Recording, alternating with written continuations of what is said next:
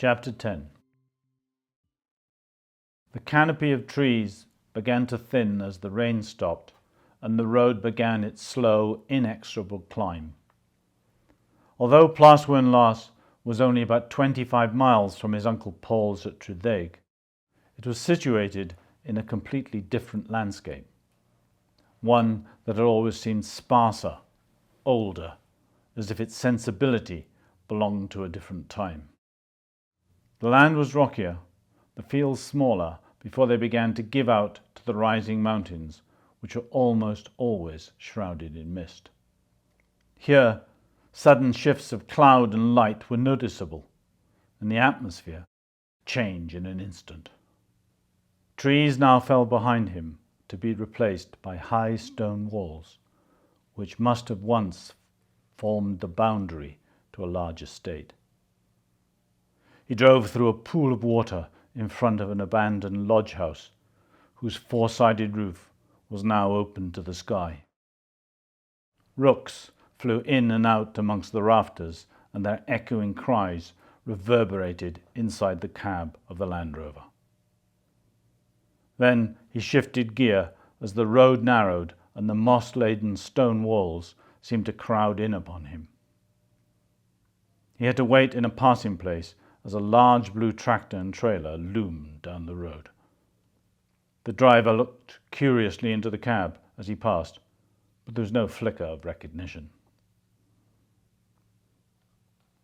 A couple of miles farther on, there were the large stone gateposts that he remembered. These granite uprights, topped with oddly graceful urns, told him that he had arrived.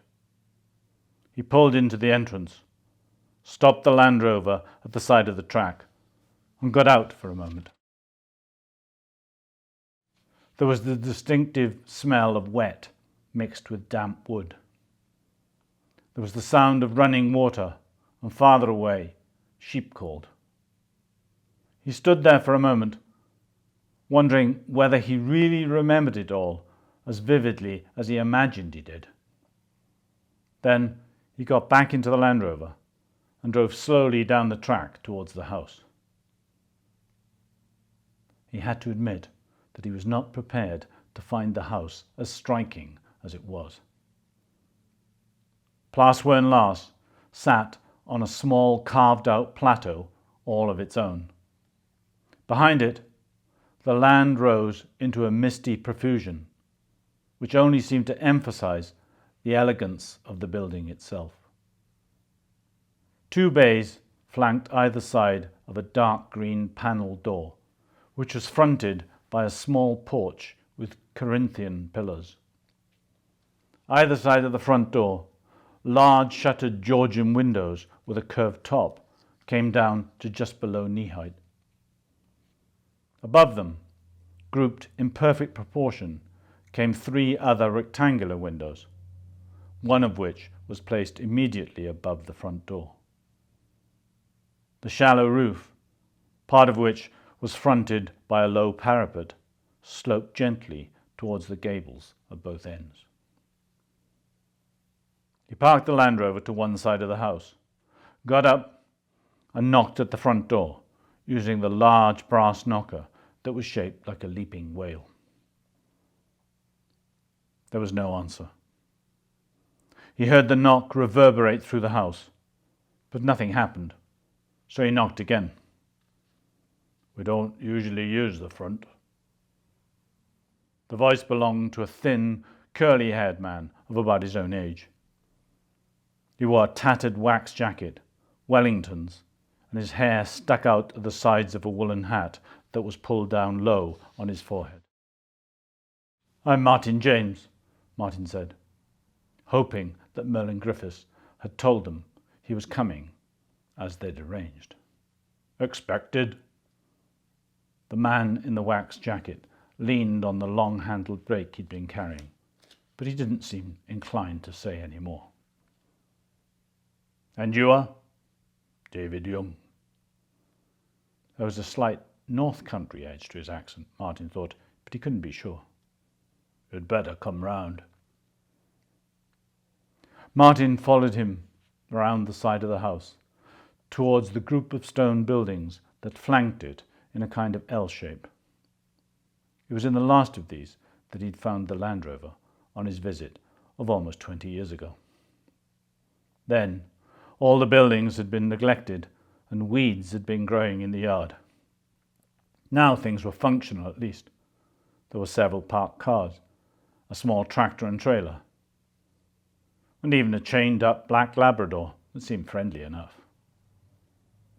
"I see what you mean," Martin said, noticing the open door of one of the barns and the row of tools attached to the walls. This was obviously where the work got done. David Young didn't answer, but pointed to a different open door at the back of the house. Then he patted the dog and disappeared into one of the outbuildings. Martin stood in front of the open back door for a moment, hesitating before he went in. It had been a long time. He knocked on the open door, and when he received no answer, began to walk down the long panelled hallway. About halfway down, in a room to the right, which was equipped with a large oak desk and a computer, sat an impressive blonde-haired woman in her 50s. "Marion Keynes," she said, as she got up and came towards him. "Merlin Griffiths did tell me you were coming."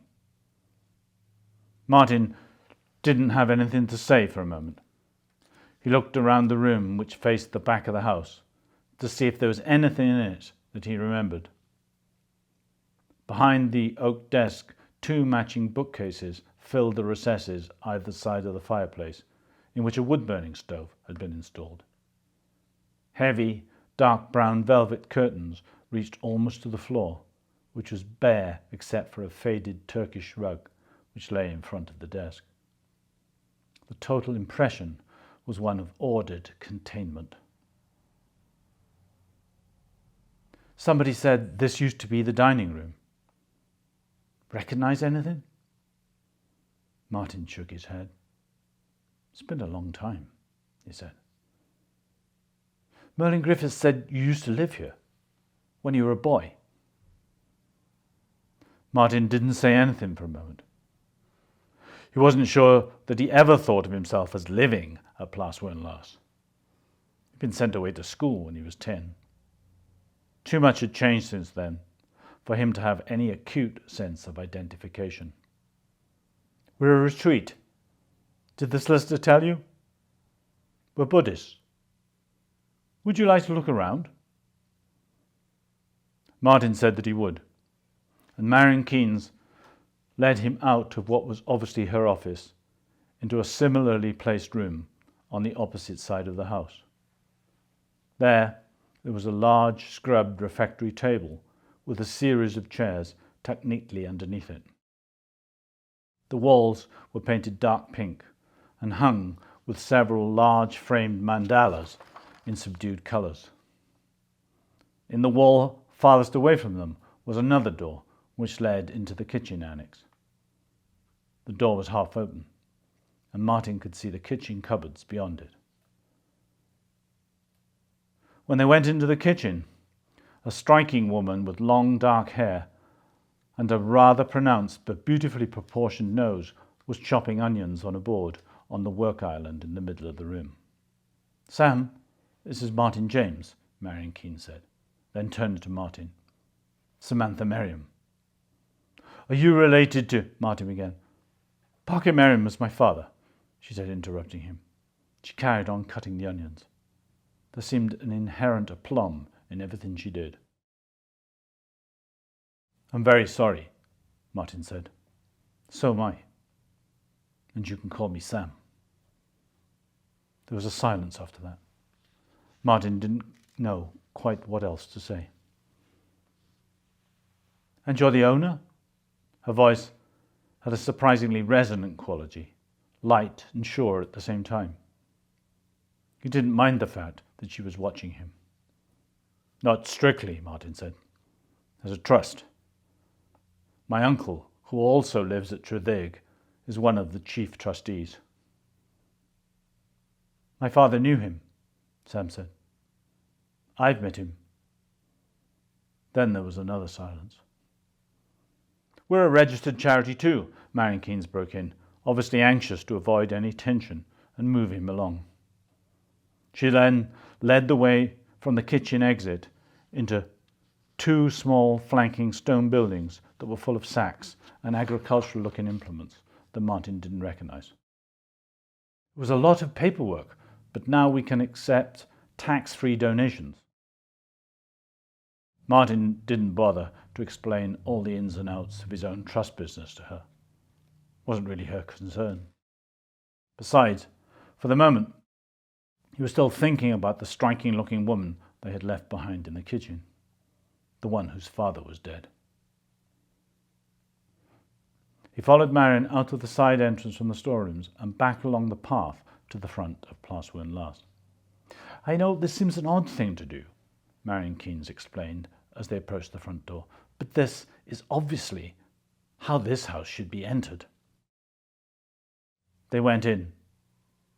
The relatively short hallway, flanked on each side by two small empty niches, debouched into an open area which was lighter than he had remembered it. A black tile floor led to the great curving staircase which came down in a continuous seam from the floor above. "I do hope you like it," Marion Keynes said. "Without spending a fortune, we've done our best to patch it up." Martin didn't say anything for a moment. He was thinking about the last time he'd seen the place, almost 20 years previously. Then the hallway had been painted in a particularly bilious shade of green, and the plaster had been flaking. He couldn't remember what the floor had looked like. Now he was impressed by the obvious grace of the house. "You've done a lot," he said. Marion Keynes smiled, but didn't say anything more. She then led the way across the tile space, and as he followed, Martin could see that the small dome, which sat behind the parapet and which was scarcely visible from the front of the house, must have been cleaned. "David said this is the Welsh answer to Chiswick House," Marion Keynes said. "I've never seen it." "Perhaps you should go," Marion Keynes said, putting her hand to her lips to indicate he should be quiet, as she opened the door on her right. The blinds were pulled down, and a subdued light filled the large room. At the far end there was a marble fireplace, but he could see that the grate itself was missing. Nearer, it was obvious that the elaborate ceiling mouldings, a series of interlocking rosettes, were damaged. The old whitewashed walls had been brushed down, but not repainted. The whole impression was one of a quiet but faded elegance, a survivor from another era. Martin didn't remember the room at all. It must have been the one that his father had always kept locked, and for some reason Uncle Paul hadn't opened it either.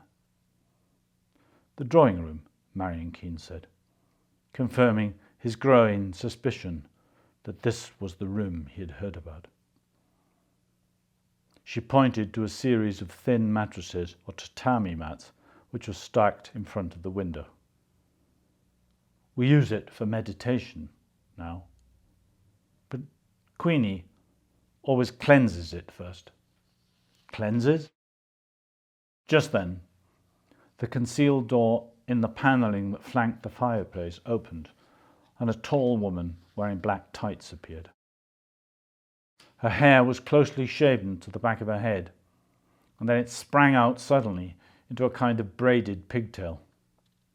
She turned in their direction and began to walk towards them. As she did so, Martin could see that the whole of the right side of her face, including her neck, was covered with an elaborate world tattoo. He stood there, transfixed for a moment, unsure whether he should look or not, and yet at the same time he was unable to look away. "Queenie thinks this was the room," Marion Keynes said, confirming Martin's previous suspicions, "where your great-aunt was murdered." Martin felt numb. He wasn't sure what to do next. It seemed ages as the tall, tattooed woman came towards them. "Queenie Roberts," she said in a high voice. "Martin James. Oh, I know who you are." "We knew we'd see you eventually, didn't we, Marion?" "You knew?" "You said he'd seen him." "He wasn't the one I saw," Queenie replied, looking straight at Martin. "The man I saw was slightly shorter. His hair was parted in the middle and he had glasses and a tweed jacket." "Oh, yes," Martin said. He couldn't help it. "Queenie thinks she has a talent," Marion Keynes explained as she led the way back into the hall. She didn't seem enthusiastic. "Curse, more like," Queenie said, following them. "She thinks she may be psychic. She's been tested twice."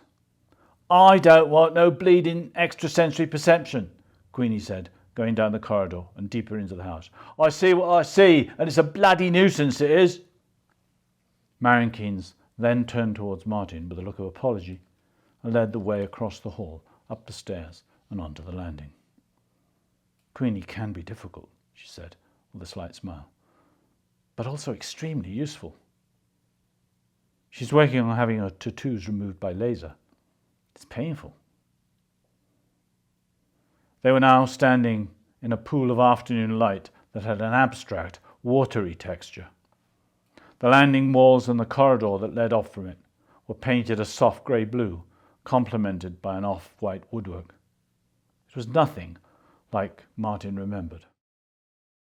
"We do try to keep to traditional colours as far as possible," Marion Keynes remarked, as he followed her towards a series of bedrooms that flanked the corridor. "Paint is our cheapest camouflage." He saw what she meant when she led him through the series of 4 or 5 bedrooms that were neatly decorated in the same colour scheme. Each contained a bed, chest of drawers, and sometimes a table and a chair. Nothing else. The total effect was Spartan and quiet at the same time. "These are the guest bedrooms," Marion Keynes explained. "The income from these helps to make the rest possible." Martin didn't know what to say for a moment. It was as if he had suddenly stumbled into a previously undiscovered world that ran parallel to his own, but was at the same time disconnected from it. The place he'd remembered was dark, cold, austere. Plas Wern Las now had a pleasant, if somewhat basic, elegance to it. It somehow seemed both older and more up to date. He didn't know what to make of it. And now for the unreconstructed bit. Marion Keynes seemed to sense his preoccupation and was anxious to fill in the silence. Immediately, they began to climb the narrow staircase to the first story. He felt himself tense. They were now approaching the smaller bedrooms that were out of view of the driveway, as the windows were partly hidden by the front parapet. Marion Keynes turned questioningly towards him, so he had no choice but to follow her up. And then, when she opened the door to the first room she came to, he felt it come over him. The room was dark blue, painted in a thick wash that flaked in places, revealing other colours underneath, a green and a trace of red. There should have been a bed in the far corner, underneath the place where the sloping ceiling met the window. There should have been a bed and a chest of drawers and a battered leather suitcase packed with his going-away clothes. There should have been a sort of chill foreboding, a sense of exclusion and forced ending. Instead, there was nothing. "Martin, are you all right?" Marion Keynes was standing next to him, her hand on his arm. "Yes, thanks." "You went awfully still and quiet." He turned towards her and for the first time saw how attractive she was, despite the fact that she was much older than he. Her blonde hair, which showed traces of grey at the edges, was held back in a single pigtail which emphasized the smooth curve of her neck and shoulders and her straight posture. It used to be my bedroom. So I guessed. I went away to boarding school from here. As if sensing that he'd had enough, Marion Keynes turned and led the way back downstairs, leaving the remainder of the attic rooms unexamined. When they reached the ground floor again, they could see Queenie and Sam carrying the meditation mats out of the old drawing room and into what was left of the afternoon sunshine. "We're expecting 6 people tonight," Marion explained. "For the weekend." There was a pause. "So," she said suddenly, "welcome back to Plas Wern Las."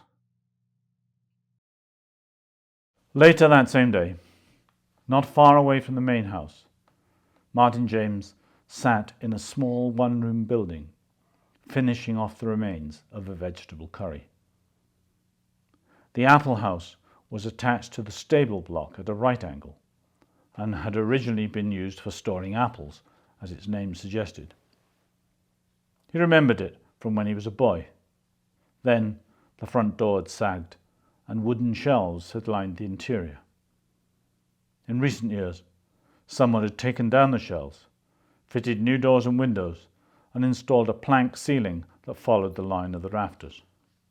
Now, with a wood stove fitted into the gable end farthest away from him, the one-room studio provided adequate, if basic, accommodation. It was Marion Keynes who'd suggested that Martin stay after they'd finished the tour of the main house. She'd quickly realised that he didn't really want to meet the rest of the weekend guests, who were there for a retreat and meditation exercises. The apple house was a good compromise. It was bright and not overloaded with old memories. Martin sat for a moment in front of the small pine table where he'd eaten his meal. There was a tap on the door, and Queenie entered, carrying a chunky white coffee pot and cup. "Thought you might like this," she said. "Thought you looked like the kind of bloke what could use some stimulants." "Thanks." Martin took the coffee pot and cup and set them aside on the small table. "Only coffee, though." "Don't talk to me about that," Queenie said. "Sometimes I think I've spent half of my life trying to get drugs and the other half trying to get off them. This place is a godsend to me, this place is. Gives me a chance to get away from everything, see? From things what might influence me in the wrong direction." "Yes." "You say yes, but you don't really understand. How could you? Someone like you, who was born into privilege." "Is that the way you see it?" "Of course that's the way I see it. You haven't woken up in the morning, have you? 3 of you in the same bed, freezing and wondering where your father was." "My father died when I was 5.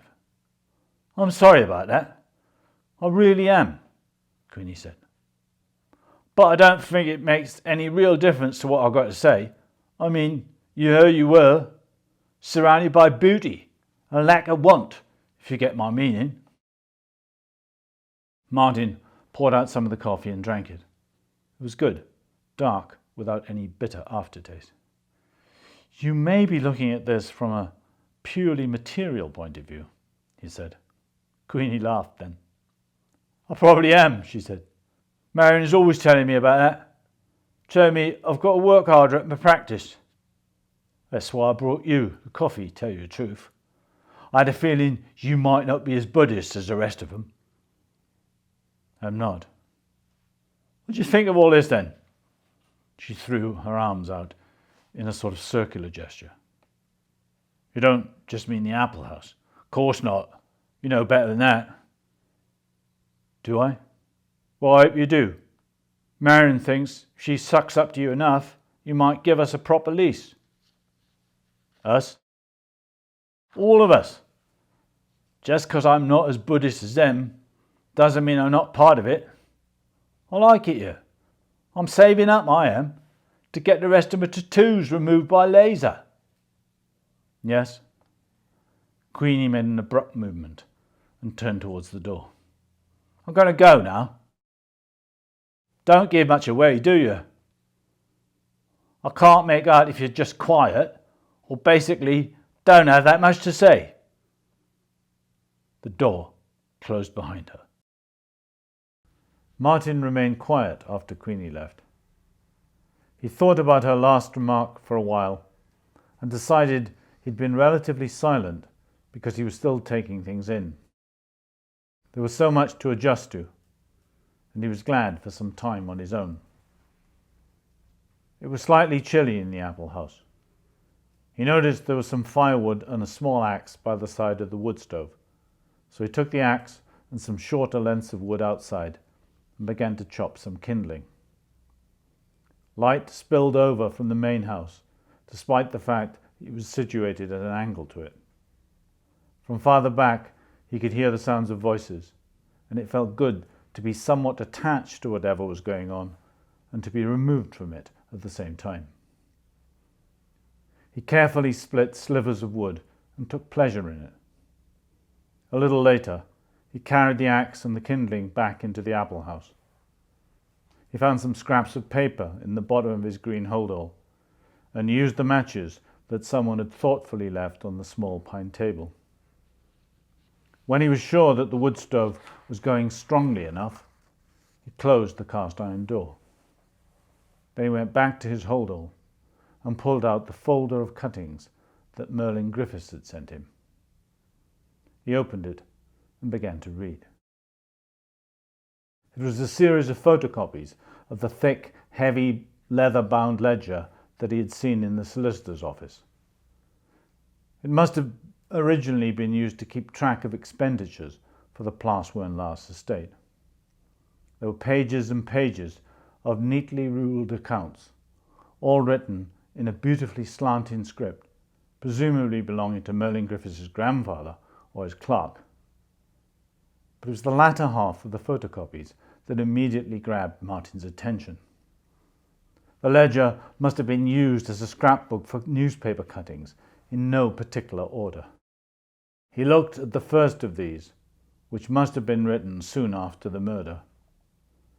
It was from the West Wales Leader and dated 1st March 1952.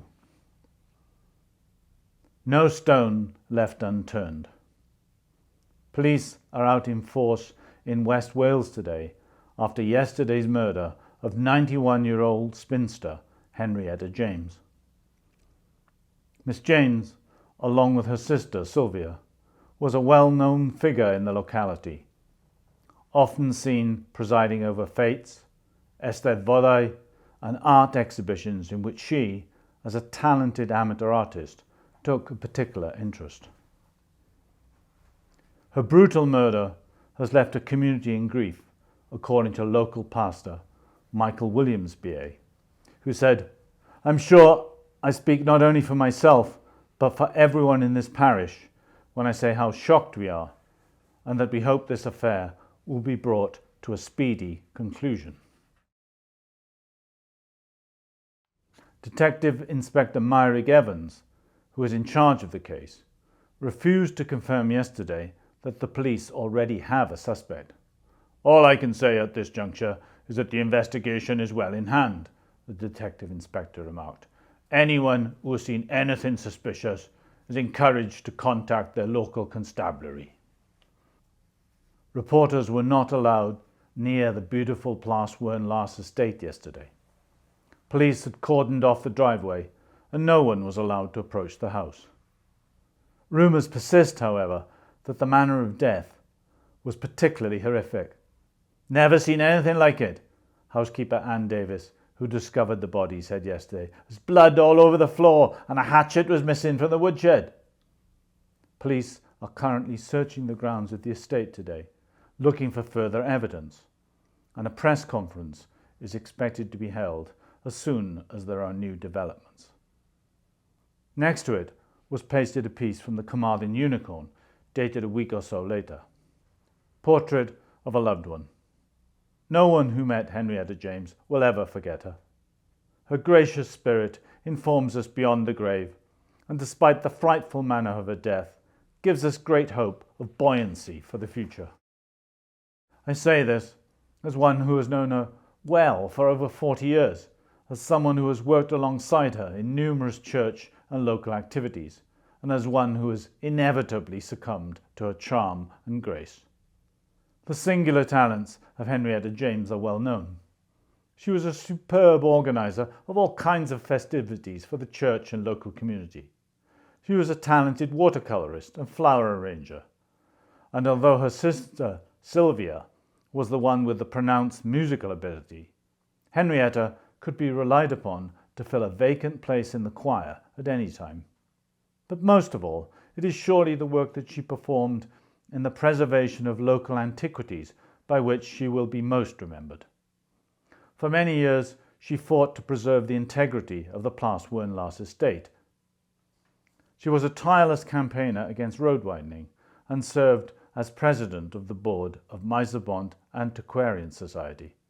It was in that capacity that I first met her, and I will cherish the memory when she corrected my wrong attribution on an 18th century Welsh dresser. She will be much missed. David Rowlands. His great aunt had obviously been quite a woman. He sipped his coffee as he turned over some other cut-ins from the local newspaper, which were pasted nearby. Local man who can't speak, arrested. Police moved swiftly yesterday in the small village of Abergwaun, which adjoins the Plas Wern Las estate. In a coordinated move at midday, a selection of police vehicles surrounded a small farm at the end of the village and arrested 30-year-old William Davis, otherwise known as Beda. A well-known local character who has been unable to speak since birth, William Davis had previously earned his living as a ferryman and farm labourer, and had frequently been employed as a handyman on the Plas Wern Las estate. While his brother, Emlyn Davis, led a protest against the arrest. Detective Inspector Myrick Evans, who was in charge of the investigation, issued the following statement. I am satisfied that we have sufficient evidence to arrest the suspect and bring him in for further questioning. Beyond that, I am not at liberty to divulge anything. Can deaf-mute read and write? Emlyn Davis, the brother of the deaf-mute William Davis, the 32-year-old man currently arrested for the brutal murder of 90-year-old spinster Henrietta James, today claimed that his brother was unable to read and write properly. They say they've got a confession from him, Emlyn Davis said in a hastily convened public meeting in front of the gates of the Plas Wern Las estate earlier today. They say he admitted to brutally killing her with an axe, but my brother can only communicate fully with all of us in the family who know him well. He can barely write his own name. He has the reading ability of a 6-year-old. No members of the police force responsible for the arrest of William Davis were available for comment this morning, and his solicitor declined to answer any questions. Martin James put down the photocopied manuscript.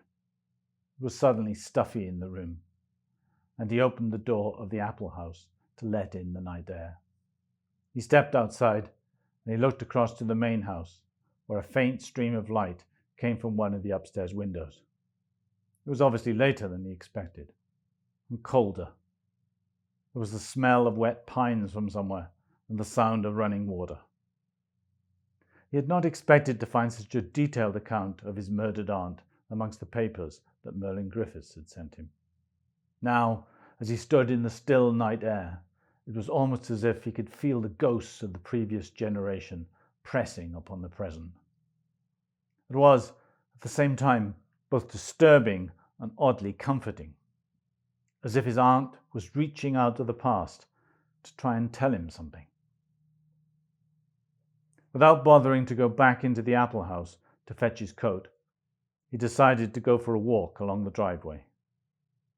Going through the yard at the back, he skirted the main house and was crunching along the gravelled driveway towards the curved area in front of Plas Wern Las when he sensed, rather than saw, something. Then, There was the smell of tobacco smoke, and finally he made out the hunched figure sitting under the large oak in front of the driveway. Evening? It was quite a deep voice, with a slight northern tinge. Martin realized it must belong to David Young, the guy in the wax jacket whom he had met earlier. Later than that, isn't it? I only smoke at night, David Young said. There was the glow of embers as he drew on the pipe. When the others are asleep. I suppose you think that's odd. Not my business, really. No. There seemed nowhere else to go in the conversation, and Martin was about to continue on his way down the drive when David Young said suddenly, Not thinking of selling, then? Pardon? Heard your uncle resisted that offer. From Western winds. Good for us, that is. You seem to know a lot about my business, Martin said. He felt cold suddenly. We all know, don't we? That's why we're treating you with kid gloves. Such an odd expression to hear there in the still night that Martin was quiet for a moment and he reflected on it. How long have you been here, then? He said after a while. Came for a weekend 2 years ago, David Young said. Never went back. Not properly. I was living in a caravan outside Bristol and working as a mechanic for a Renault dealership. Wasn't a life I had. It was an existence. And now? David Young seemed to ignore Martin's question. I only went back there to pick up my things. I handed in my cards and gave my caravan to the farmer who owned the field. They need me here, see? I fix things. You like it, then? Larkin's got nothing to do with it. Here, I am connected. It was too cold to stay longer.